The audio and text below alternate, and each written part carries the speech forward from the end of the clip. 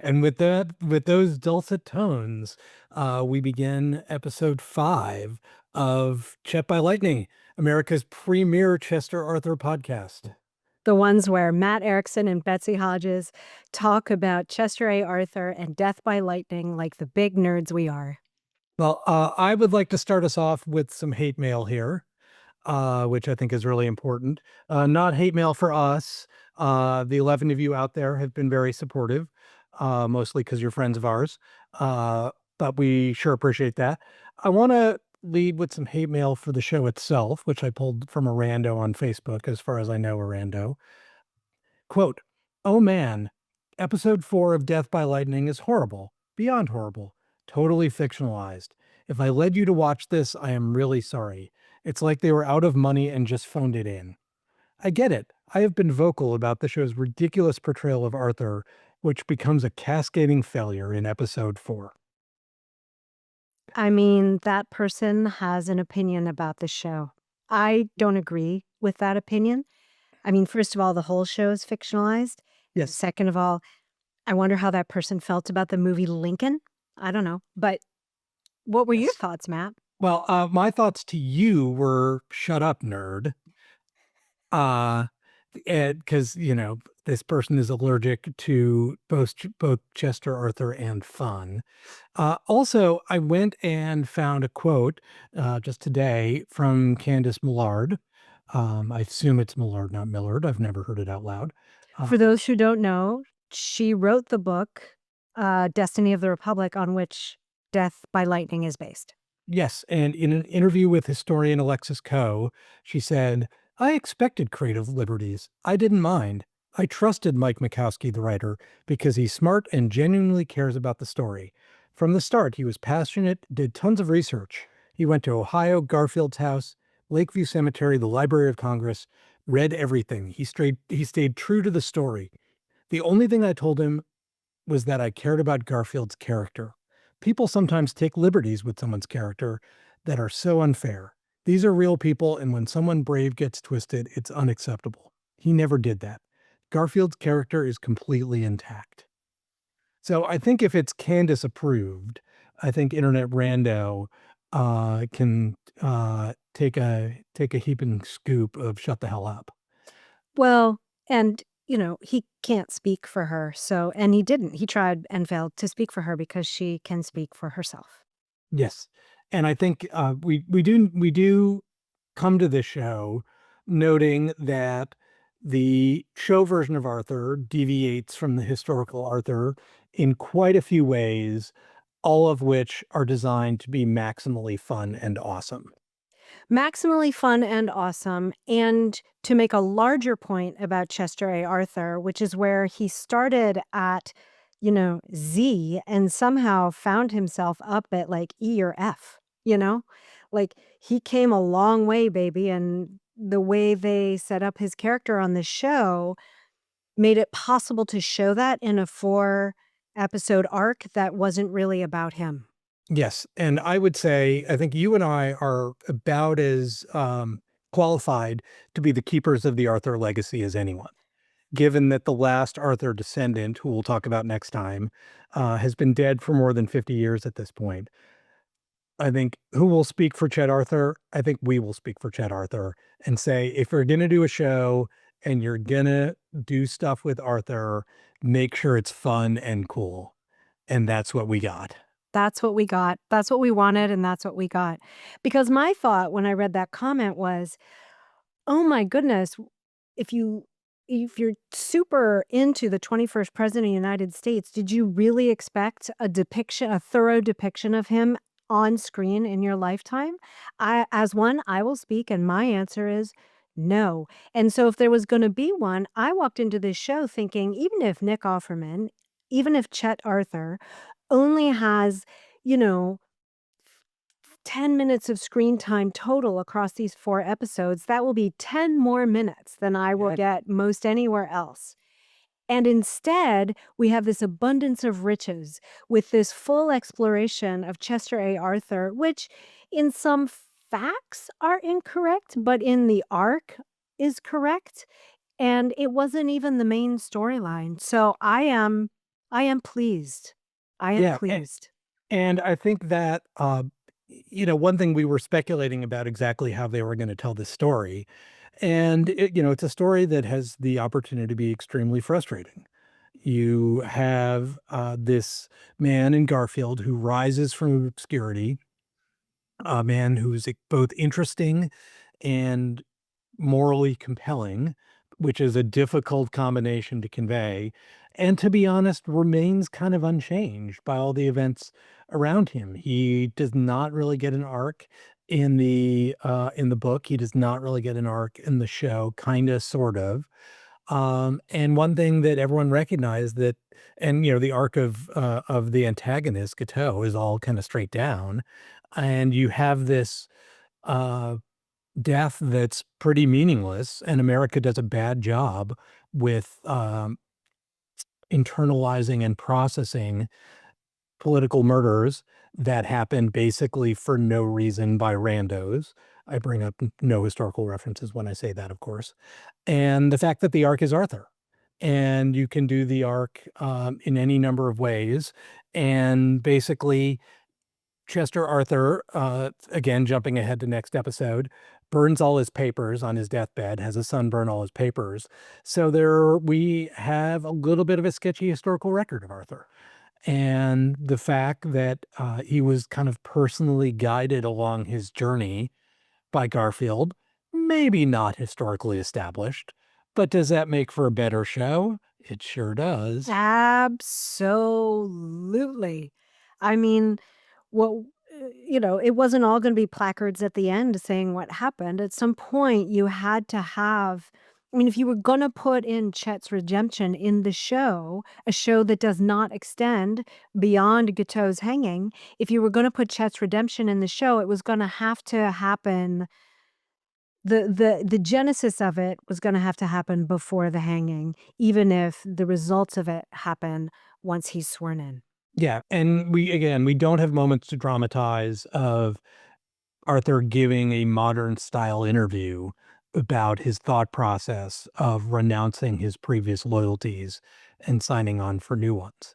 We just don't have his own words. We don't have his own record on that. We have the Julia Sand correspondence, or we have her end of the what she wrote of the Julia Sand correspondence, but we really have a dearth of his thoughts. So, well, let's let Nick Offerman have some fun with this, and we sure did.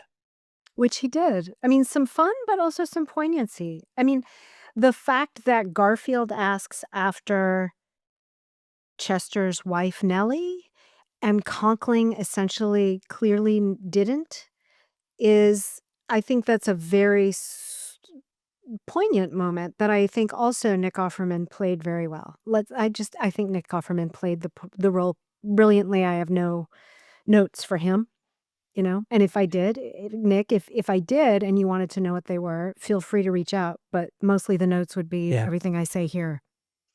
Let's talk about some of your favorite scenes here from episode 4. What really kind of jumps out to you first about how they move this thing along? Well, I really you know, there's a line at the beginning, "Peril like never before," and then it cuts again to Guiteau, just keeping on from the last time. There was that. We haven't talked about the opening credits. But we talked about them after the first episode where they had Yes. the full credit scene. Yes. But every subsequent episode had a very shortened scene with these seemingly stop motion, creatures. And each episode had a different one, and it was really well done. The episode 2, it was an elephant dancing on a ball. Uh, Episode 3 was, a scene Things from the Oneida Commune. Yeah, Epis things might have gotten a little sexy there. Gotten a little blue, and episode 4 was a gun shooting out a flag. I mean, it was just very on point. So I wanna give credit, ha, pun Yep. intended, where credit is due to the folks who did the credits because those were really, really smartly and adroitly done. Did you have favorite scenes, Matt? I mean, I have other favorite scenes as well, but I'm wondering if you have one to bring up.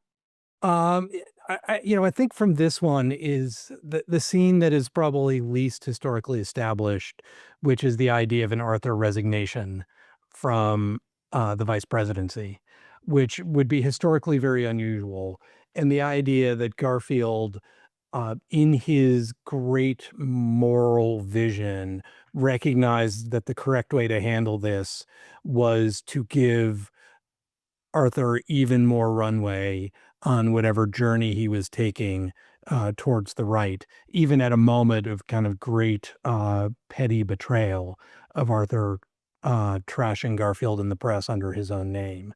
And I think just that sense of a man who knew what he wanted out of the world and a man who didn't and was kind of unprepared for um, new moral expectations on him and was finding his way towards coming around to a new moral vision of how he was supposed to be in the world. And the fact that Garfield did this through really just extending more chances, I thought was a really kind of fascinating choice and was kind of a linchpin scene of the show. Oh, And I think yeah. was a great invention. I think that scene where Garfield gives grace to Chet, and sees him as a full person, that's what I meant when I said when he was asking about Nellie, "Oh, I'm so sorry, Chester, I never asked you about her," um, was so lovely. I mean, that scene, I agree with you because it showed Garfield's character, per Dr. Millard, it showed Garfield's character, and then it allowed for the rest of the arc of Chet's character. Of course, there was also the moment where Garfield is leaving the White House and Chester is there, and they have that poignant moment as well, where Garfield just gives him the tiniest bit of advice, but mostly conveys faith in him, Mhm. and you can see that Garfield is taking that on, and also, what I really liked about this episode was we got to see the full-on spine of steel inside the back of Lucretia Garfield Mhm.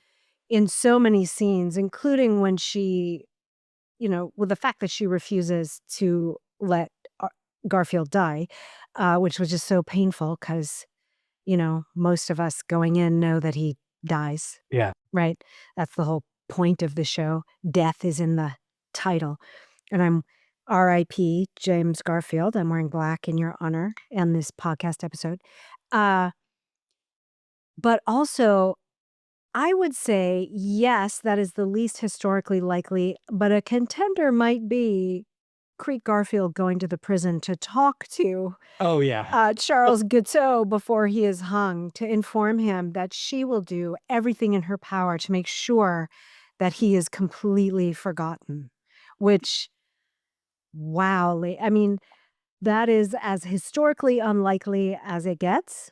I think it's a contender for the least likely, but also, I ate it up with a spoon. I was Yeah. very glad, and I was startled in the end scene. People might not know that she actually did devote much of the rest of her life to putting her husband's papers together and created what is acknowledged to be the first presidential library on his behalf.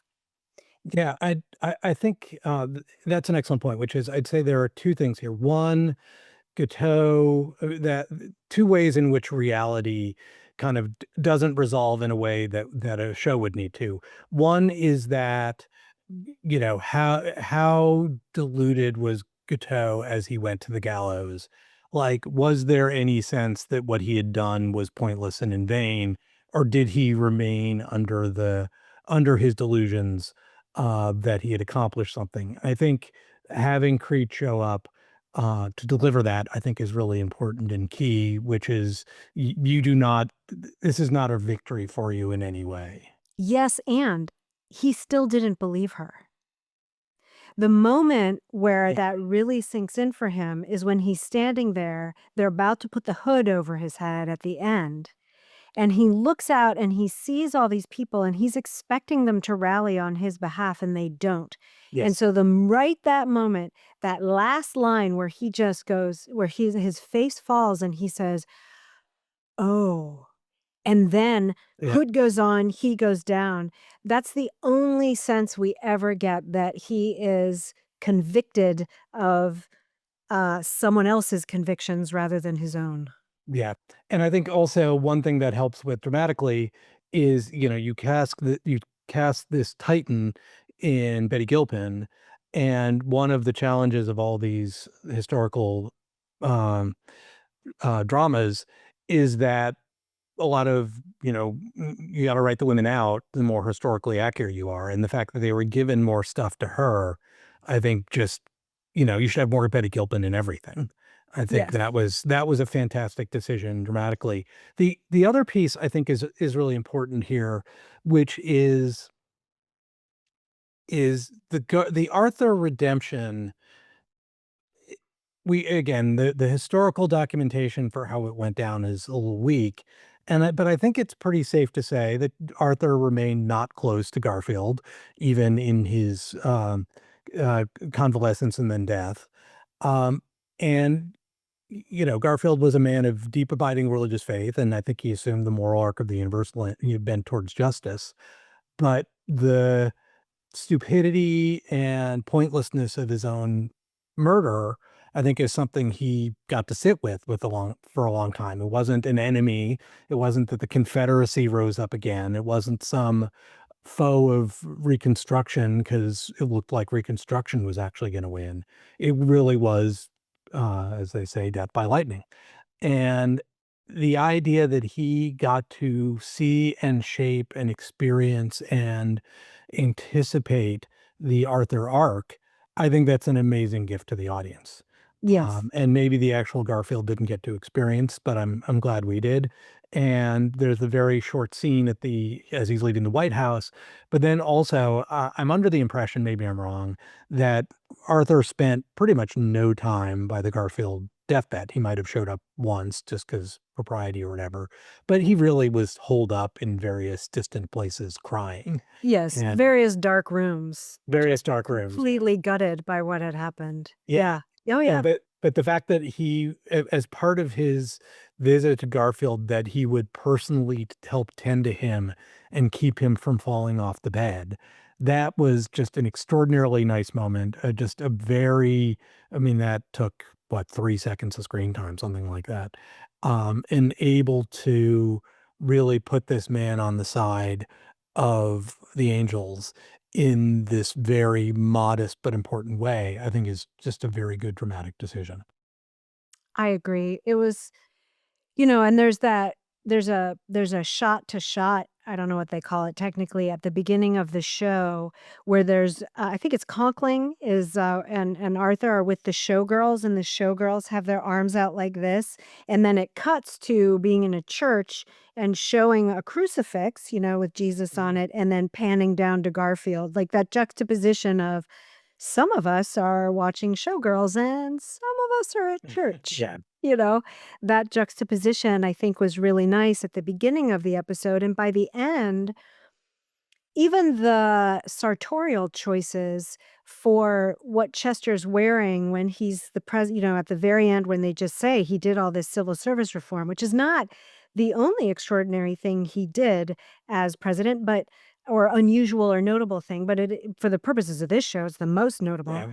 But he looks more buttoned up. His posture's better. He's a little more cleaned up. You can just tell that he has taken on the mantle of the presidency and he had made that oath. He makes an oath. He makes a vow that he will support civil service reform, that he will change and become a changed man. That was one of my favorite parts, even though the likelihood of that actually having happened in one single moment, as opposed to over the months of, you know, dolor in various Yep. rooms across the East Coast.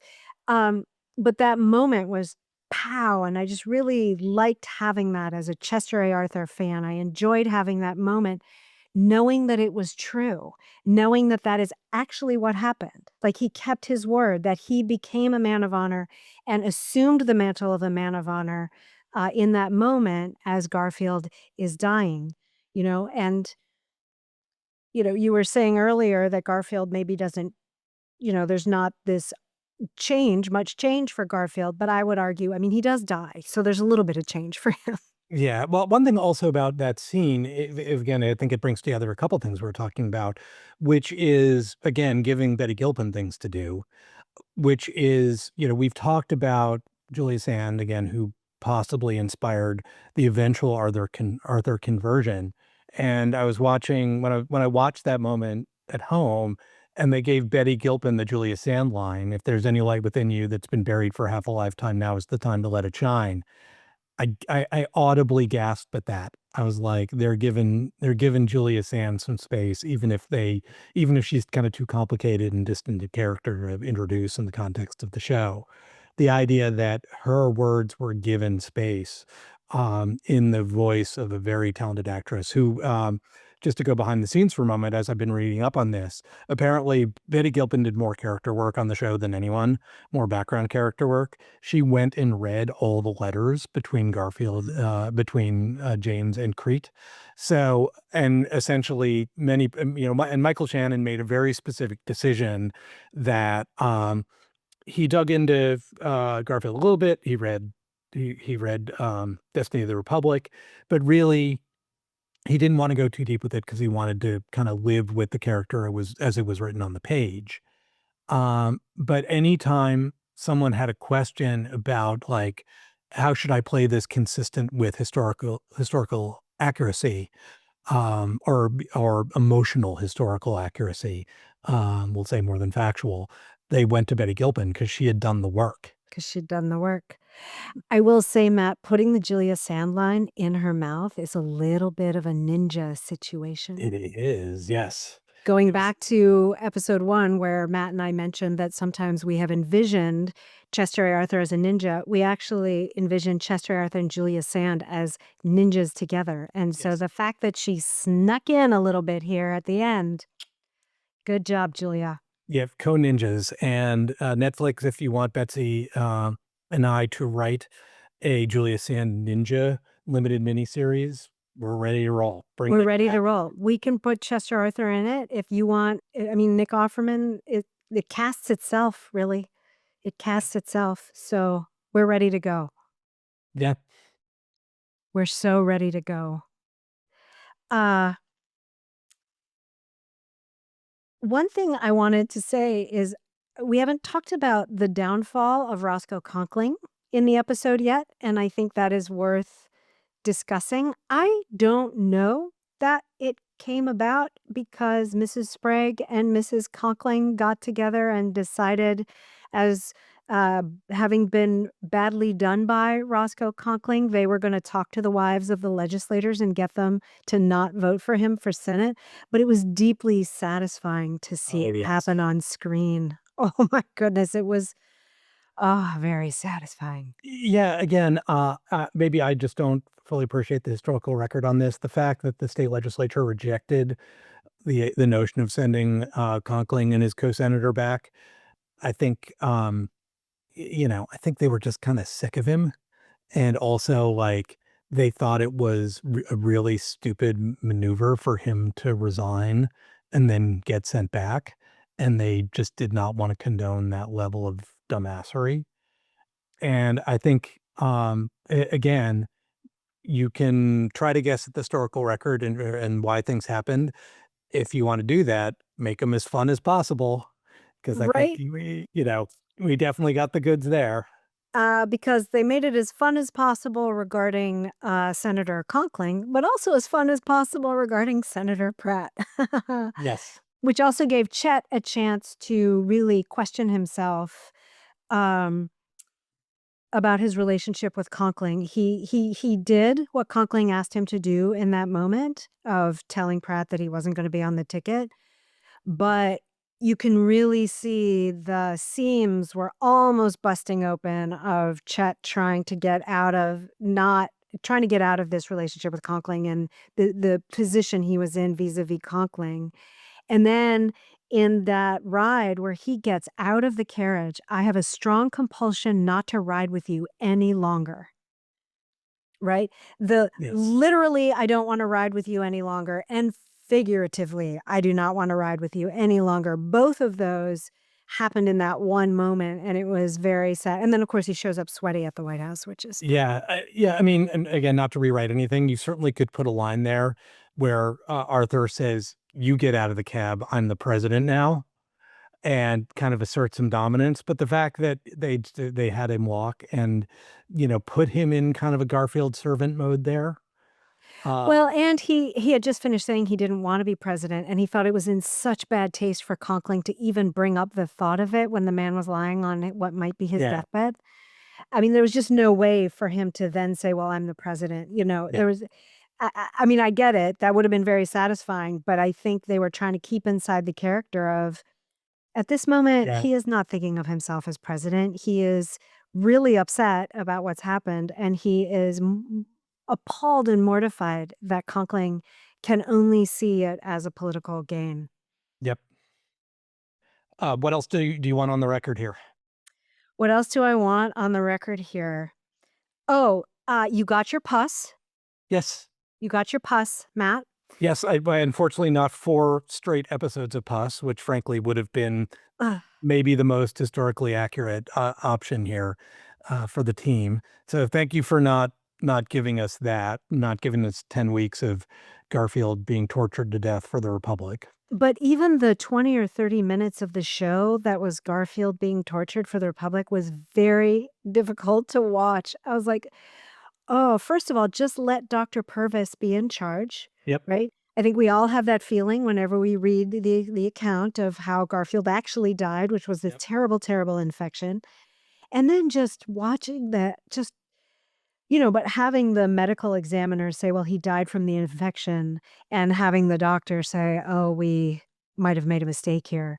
That was at least it's cold comfort that he understood that at the end of the show, if not in real life. yeah, But, oh, it was so hard to watch them. yeah, I really had to I don't I had to look away at points. yeah, I have to confess.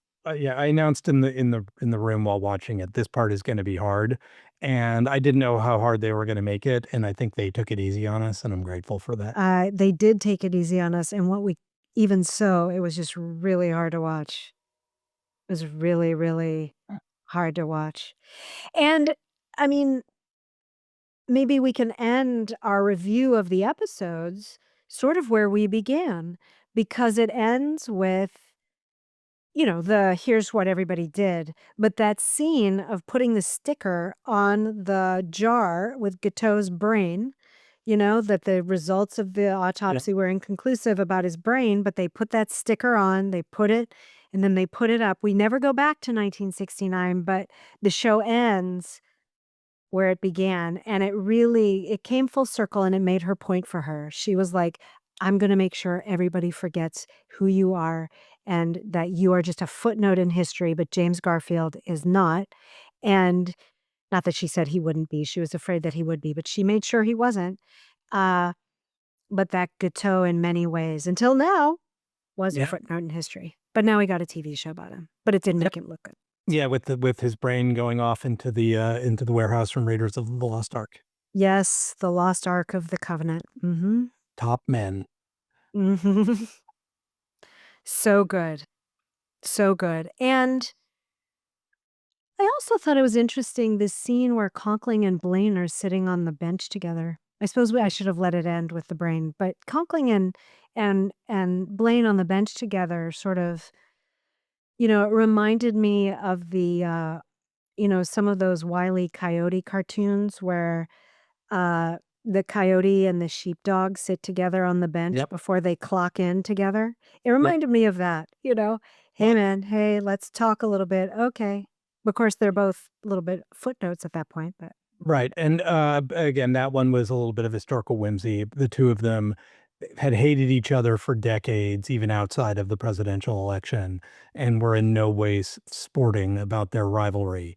The one thing that maybe struck me a little bit about that kind of park bench ending, it reminded me of the ending of The Matrix 3, where basically they try to figure out what this created universe is going to look like Oh, right. now that Neo has done his thing on a kind of similar park bench. And I think, Is we it The Matrix 3 or is it Matrix with a Vengeance? yeah, it is Die Matrix, or Die Matrixer, excuse me. So anyway, I think what that really does is, yeah, they set up the 1884 presidential election in which Arthur let Grover Cleveland win. But I think it also sets up the Chester Arthur cinematic universe that you and I are gonna work on, Yeah. full of Which ninjas and adventures. Yes, I mean, and Death by Lightning is canon for our universe as I mean, we'll get official permission for that and such, but as far as we're concerned at this moment, this is all canon Yep. for our universe because it set it up well for the ninja adventures, for Julia Sand, for everything. Yep, and we'll have a hero who is always on the lookout for the sausage man in a good way. Yeah, always on the lookout for the sausage man, brass knuckles in his pocket. Exactly. So we have a couple bits of housekeeping here before we wrap up this episode. One, thank you to the 11 plus people who have been listening. We're glad we've hit the 11 listener mark and beyond. We're going to ask people to like and subscribe. We haven't done that yet. How can you Yeah. even have a podcast if you don't Yeah. ask people to give us 5 stars? If you only give it, And review, please review. I'd like to give a shout out to Julia who reviewed us. Thank you, Julia. yeah, if you only give us 4 stars, I'm inclined to believe you are a hater. So that's my Bomani Jones shout out. So, yeah, so we have a couple more episodes, coming up, which we'll address in a moment. First, our important business, Nick Offerman, if you're listening, you should come on the show. And Nick Offerman, if you're not listening, we ask that anyone around you who knows you, tag Nick Offerman. I know he's not much on social media, but like if you, I don't know, just hashtag Nick Offerman, listen to this show or something, that would be very helpful. I have multiple. I have a basic goal, which has already been met, which is at least 11 people listen. I have a goal, which is that Nick Offerman be one of the people who listen, and the stretch goal is Nick Offerman agrees to come on our podcast and talk to us about what it was like to play Chester Arthur, or honestly, anything he wants to talk about at all in the entire universe is completely up for grabs. We'll talk to you about anything, Nick Offerman. So please come on the show. So if you know him, or you know of him, or you know people around him, if you wanna hashtag him or tag him in any way Or to help perhaps, us out. yeah, or perhaps whittle something for him that Yes. you could sand something with him in mind to invite him on the show. Yes, or, like, carve into a piece of wood, nick off Chet by Lightning, and maybe our logo Mhm. put into a wood carving, and then Yeah. take a photo of it, and then send that out into the world. Whatever it takes. Whatever it takes. Yes. Yes. So Nick Offerman, yes. We are going to have at least 2 more episodes setting aside the Nick Offerman situation, the Nick Offerman opportunity. We are going to do a Chet Arthur wrap up episode, Life of Chet, coming up next, which we think will be fun. There's a lot of Chet stuff that the show didn't get to and we didn't get to. And then our show is so compelling that we actually are going to finish out our regular run with a special guest, Scott Greenberger, uh, publisher of an important biography of Chester Arthur, has agreed to be on the show, and we're going to tape him in the coming Fancy. days. So Fancy, yeah. fancy. A show with real guests. So excited to have Scott Greenberger on, like, whoo, 3 Chet lovers in one place. That Oh my almost gosh. never happens. Yeah. Yeah. Yeah. So exciting. All wearing pants, presumably. Yes. I mean, I wore pants last episode in Chet's honor, and I'm wearing pants now, but also wearing black. RIP James Garfield. It was sad that you died. Yes. Sorry, James Garfield died. You died so the glorious version of Chet Arthur could live, and we will talk about that next show. Do, do, do, do, do,